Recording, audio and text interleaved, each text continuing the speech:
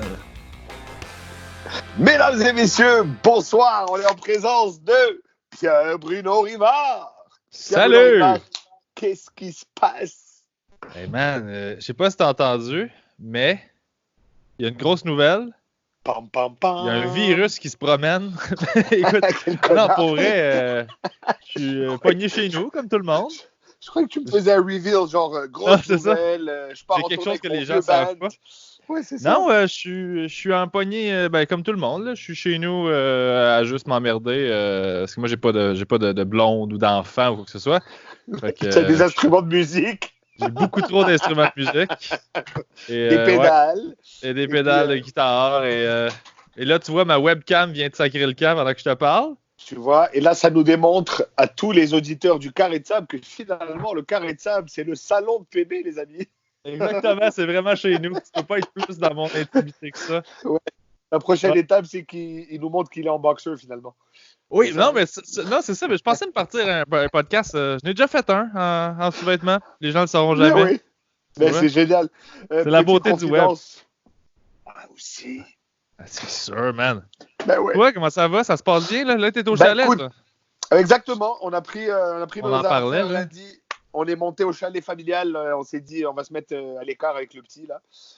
Puis, écoute, ça donne bien. Il n'y a pas beaucoup de trafic ici. C'est calme.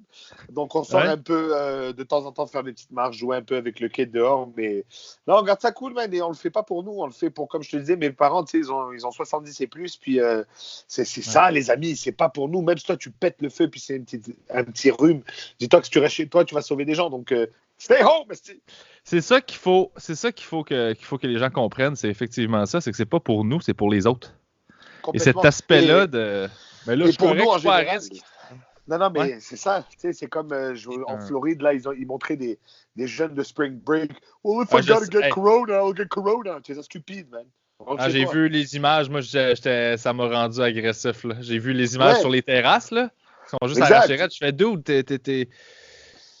Mais moi, je me disais, honnêtement, puis je pense que c'est peut-être moi qui vieillis ou qui est parano, mais je serais allé avec une hausse.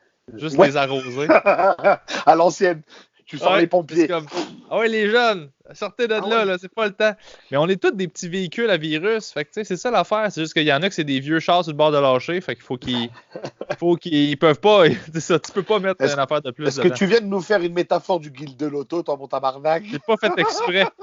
J'ai été inspiré parce que j'avais Bertrand Raymond, le guide chroniqueur automobile. J'ai son livre là, qui traîne pas loin. J'ai vu ça tantôt. Ça a dit. C'est maintenant que dans les 4 cylindres. Man. Ah ouais, tu capotes, là. Eh oui, j'ai rien à faire à part plein d'affaires qu'il faudrait que je fasse que je fais pas. Puis... C'est les crises. Mais donc, c'est quoi les projets qui sont sur la tablette que tu devrais faire que tu fais pas? Ça serait quoi? Mais j'ai commencé une parodie de CD de relaxation. Oui, tu m'en avais écouté des extraits d'ailleurs. Ouais, ça fait que là, j'en ai fait un sur Internet. Je l'ai sorti sur ma chaîne, là. C'est une affaire épaisse. Avec ta voix dégueulasse. Ouais, allô, hey. Allô, hey. On dirait tu t'es échappé de Bordeaux, tu t'es échappé de Pinel, c'est pas clair.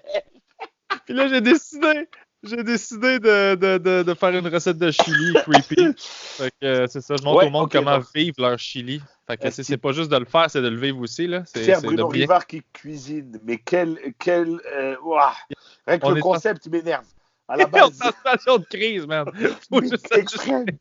Juste pour ceux qui ne te connaissent pas très bien, PB, peut-être de mon côté. Bon, PB, moi, ça fait plus de 10 ans qu'on est potes.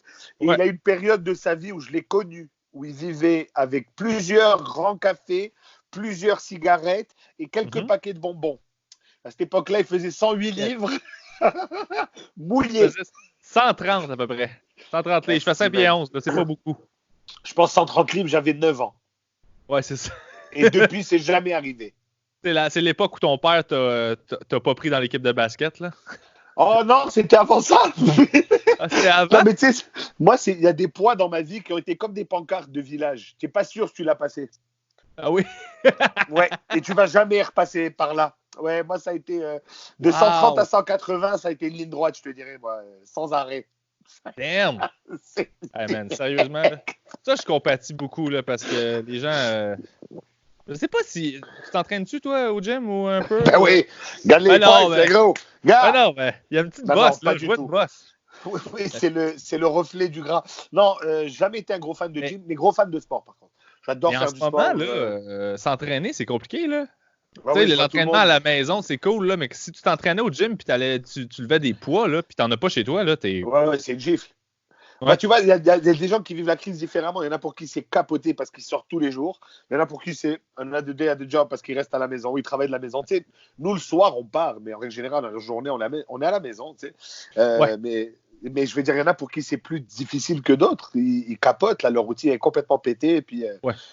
ou Ouais. même se faire prendre par tu sais, faire des réserves. Là. On a vu des gens aussi courir au Costco, courir partout. Moi, mon père, il fait des réserves depuis que je suis né, là. Il y a du stock à la maison, il n'est pas surpris de rien. Tu as besoin de pâtes, de thon, de lessive, de café, d'huile.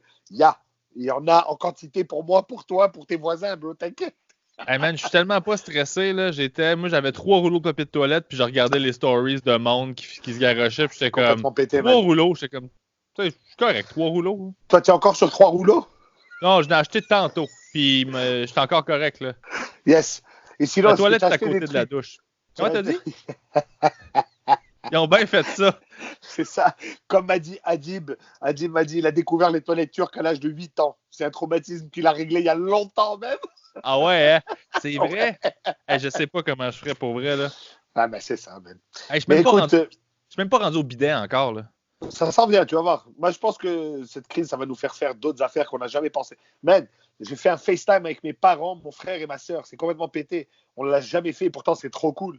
Ah, j'avoue, comme hein? ça, on était tous jamais, autour de la table. Ouais, Hmm. regarde là. On te voit, tu sais quoi, une Glutenberg? Non, qu'est-ce que tu bois, toi? Sans Ah, alcool, je bois une Bitburger Drive. Ça veut dire quoi?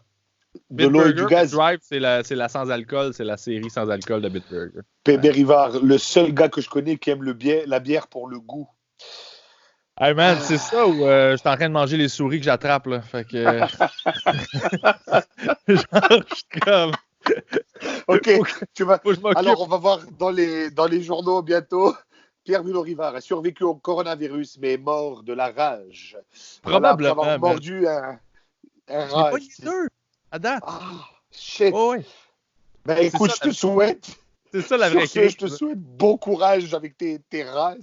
Et je vais te dire, écoute, PB, on se parle pendant la crise. Rappelle-moi, Oui. on se demandera qu'est-ce qui se passe. Et puis aussi, écoute, un petit message pour nos auditeurs, là, un conseil pendant la quarantaine, qu'est-ce qu'ils devraient faire? Go. Conseil, prenez ce temps-là forcé pour réaliser tout ce que vous devriez faire dans la vie si vous n'étiez pas obligé d'être confiné, là. Tu sais, comme moi, il y a plein d'affaires qu'on peut plus faire.